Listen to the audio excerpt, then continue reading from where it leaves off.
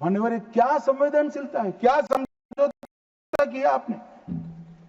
और साहब, जनरल मानेकशॉ, जिनको 71 युद्ध का आर्किटेक्ट कहा जाता है, उन्होंने एक इंटरव्यू में कहा था, जनरल मानेकशॉ के इंटरव्यू में कहते हैं, शिमला में भुट्टो ने भारत के नेतृत्व को मूर्ख बनाया।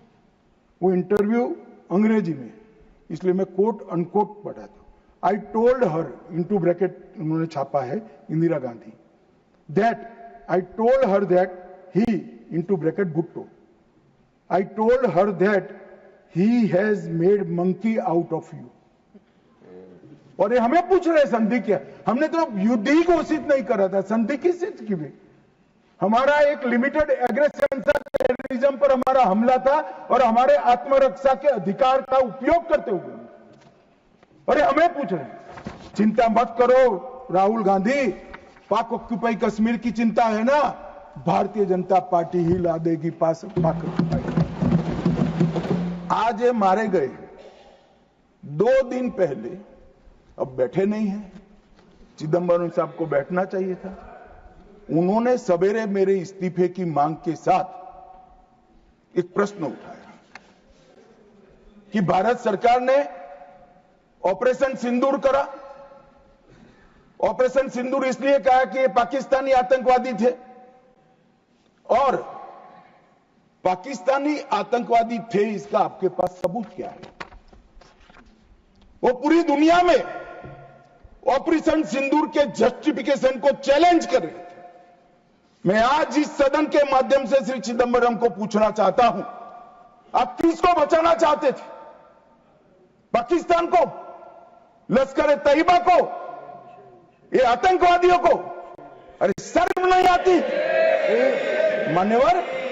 और देखिए, महादेव करता है तो क्या करता है। जिस दिन सवाल पूछा उसी दिन ये तीनों आतंकवादी ढेर हो गए, और जवाब तो घटनाक्रम ने। मगर ये कांग्रेस पार्टी की मानसिकता पूरी दुनिया के सामने चिदंबरम साहब ने उजागर कर दी। हमारी वोट बैंक के लिए हम पाकिस्तान का समर्थन करते हुए भी नहीं डरेंगे।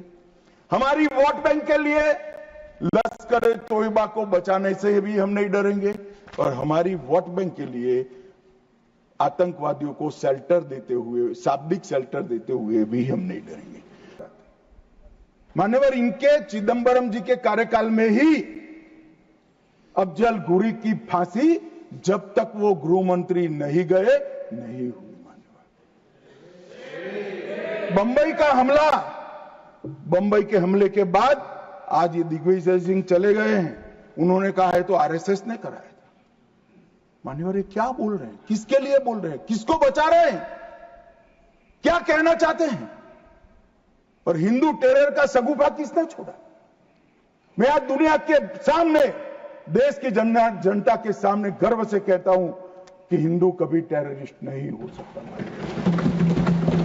बंबई का हमला, बंबई के हमले के बाद आज ये दिग्विजय सिंह चले गए हैं, उन्होंने कहा है तो आरएसएस ने कराया था।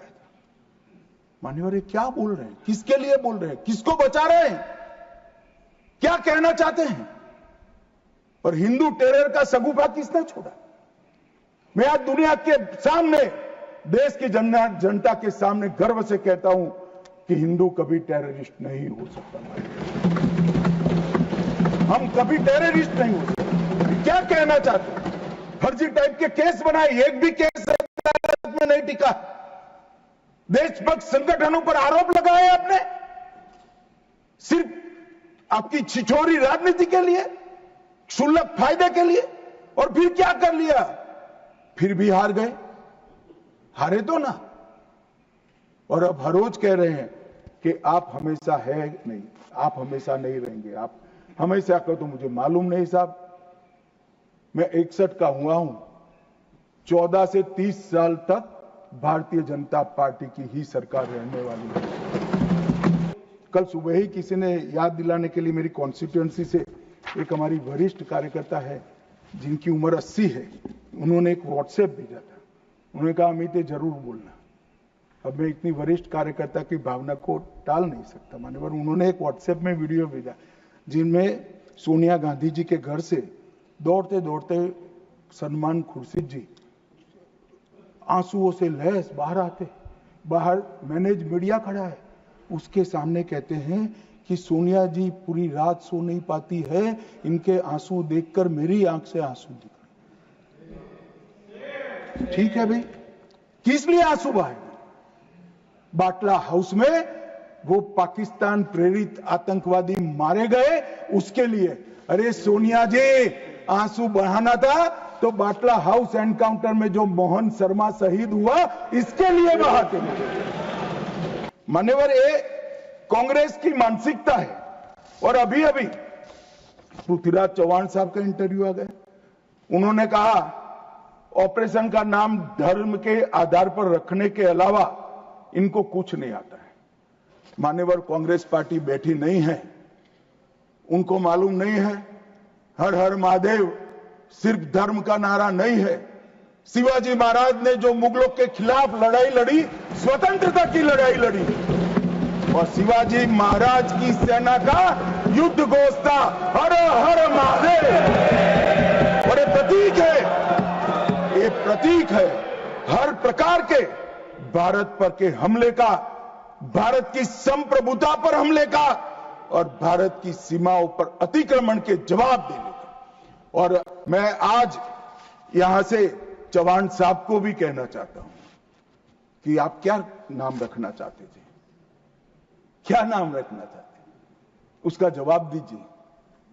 मान्यवर, ये पूरी चीजों को हिंदू मुस्लिम के दृष्टि से देखते हैं, वोट बैंक का एक खेल। मुझे पूछते रहे साहब, 90 दिन तक भाग गए भाग गए भाग गए, आप क्या कर रहे हो? 25 दिन हो गए, 35 दिन हो गए, 40 दिन हो गए, सिंदूर इसका जवाब नहीं, आतंकवादी कहां गए? चलो भाई, ये तो भाजपा सरकार ने, सेना ने ठोक दिया, सीआरपीएफ ने ठोक दिया, हो गया हमारा काम। अब मैं पूछना चाहता हूं, दाऊद इब्राहिम जिसने मुंबई में सीरियल धमाके गए, किसके राज में भागे? मान्यवर, कांग्रेस के राज में। सैयद सलाउद्दीन किसके राज में भागा? कांग्रेस के राज में। टाइगर मेमन किसके राज में भागा? कांग्रेस के।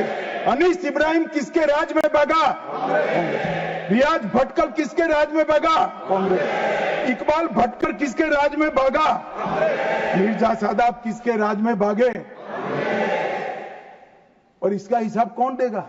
उनको मालूम था देना पड़ेगा साहब, इसलिए बहिष्कार करते, वो स्वयं भागे।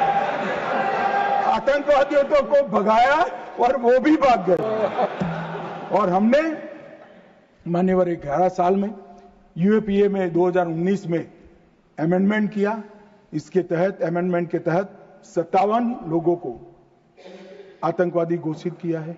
एनआईए का अमेंडमेंट किया, देश के बाहर जांच करने के हमने अधिकार लिए।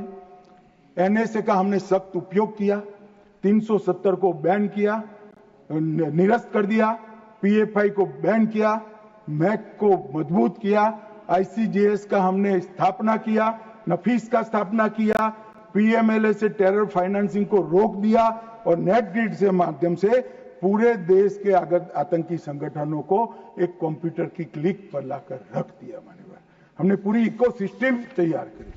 और मान्यवर, ये जो कह रहे हैं, कल पूछ रहे थे कैसे आते हैं, मान्यवर मैं फिर से कहना चाहता हूं कि इतनी कठिन सरहद, कई जगह सुरंगें बनाते हैं और बना सकते हैं। मान्यवर, इसको रोकने के हम तकनीकी उपाय कर रहे हैं, कुछ समय में ही हो जाएगा।